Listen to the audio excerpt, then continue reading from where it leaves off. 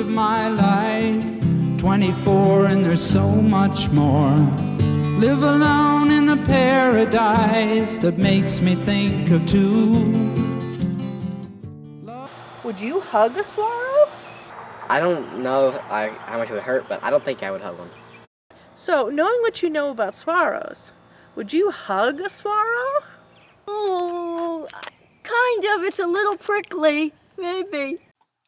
You may not want to hug a swallow, but there's plenty to love about this icon of the Southwest. As one looks out over the vast plain of the Sonoran Desert, there are so many things to catch your eye. Bright pinks, deep oranges, the curious, and the stealthy. But there is clearly one king of this harsh landscape, the majestic swallow. With so many shades of green, towering 40 feet high, he's the guardian standing tall. Seemingly waving a constant hello with his arms outstretched, this old man of the desert has become a keystone. Fully grown at 125 years, think of the stories he could tell. In his small part of the world, he's a rock star. He's ecologically and culturally intertwined with the world around him. As tall as he stands, his influence runs as deep and wide. To the Tohono O'odham people of southern Arizona, the saguaro is the heart of their culture. For thousands of years, the Tohono O'odham have shared saguaro creation stories and enjoyed its bounty. Modernly, the Tohono O'odham carry on the rituals of old in the harvesting of saguaro fruit. Greasewood branches, and we tie the sticks together, 2, maybe 3, sometimes 3, to make it longer, to reach higher cacti. And you tie it as tightly as you can. For the red ones, I don't know if mine is long enough. Okay, and you just pull it down. Oh, tree. Okay, push it up.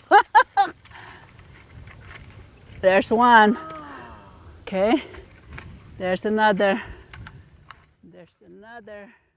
To flourish in an environment with 100+ degree heat and as little as 1 inch of rain each month, the saguaro was built for survival. Kind of like the Bear Grylls of the Sonoran Desert. Protecting its core is a waxy, flexible outer skin. The skin is ribbed to allow the cactus circumference to expand and contract as water is stored and used. Even the many outer thorns help protect it from the heat by shading its waxy skin and preventing water evaporation. But the bigger question is, will the saguaro survive climate change? They're well adapted to fluctuations. They're desert species. They can handle booms and busts. We haven't had, a good crop of saguaros now for more than 20 years, and so that's because of the drought. And if the drought continues, then that could be an issue for the saguaro. Whether the saguaro survives climate change is a bit up in the air, but modern architecture has already looked to its circular core of woody ribs and strong skeletal system for inspiration. And I lived in a tent for 2 winters in Arizona, in Scottsdale, at the Frank Lloyd Wright Foundation, and there was a saguaro right outside my tent.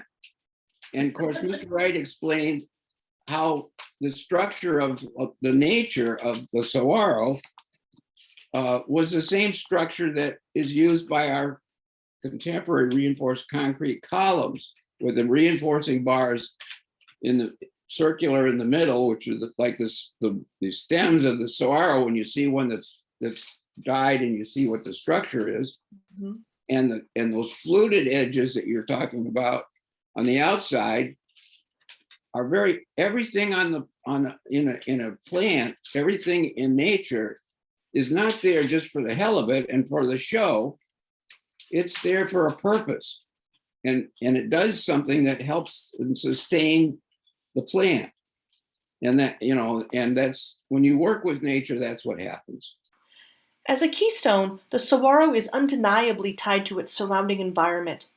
One of its most important roles as guardian of the Sonoran Desert is to provide shelter for other desert inhabitants. It serves as an apartment house of sorts. With few trees in sight, its towering height and many arms, the saguaro has plenty of room. Marking the initial dimensions of any nesting spot are 2 varieties of woodpecker. the medium-sized Gila and the larger gilded flicker. Both dig into the soft tissue of the cactus between the inner woody ribs and the skin, and then down about 12 inches to create a safe space that provides a refuge from predators and the intense heat. The saguaro immediately begins repairing the hollowed-out tissue. Once an insulating barrier is established, the woodpeckers lay their eggs. About 2 months later, when the chicks are old enough to leave the nest is abandoned and ready for the next inhabitant. Crazy neighbors aside, anything that can fly or climb has been known to take up residence in these abandoned nests. Snakes, lizards, and small mammals are often leaseholders, but birds are the more common long-term renters. American kestrels and hawks are attracted to the higher nests. They're larger and serve as optimal lookout posts. Other smaller birds, including elf owls, house finches, and purple martins, also take up residence in these choice prefab saguaro dens. So I'm lucky enough to live on the east side of Tucson, only a few minutes from the Saguaro National Park. When I think about saguaro, I think how beautiful it is and what a wide open space it is for all the saguaro to live. But when I really think about it, I think of all the dangers, the new houses that are being built, because this old man of the desert is truly worth saving. So remember, no matter where you are, the saguaro is always with you. This movie is dedicated to Huell Hauser. When I first came to California, I watched his show on PBS, California Gold. He introduced me to the saguaro and piqued my curiosity. The man was simply extraordinary. He didn't make documentary films, but what he did was amazing. But a great way to be welcomed to Arizona. Well, here we are, our first stop in Arizona, and we have hooked up with Rosalie Oldham Wheeler. And Rosalie, among other things, is a writer.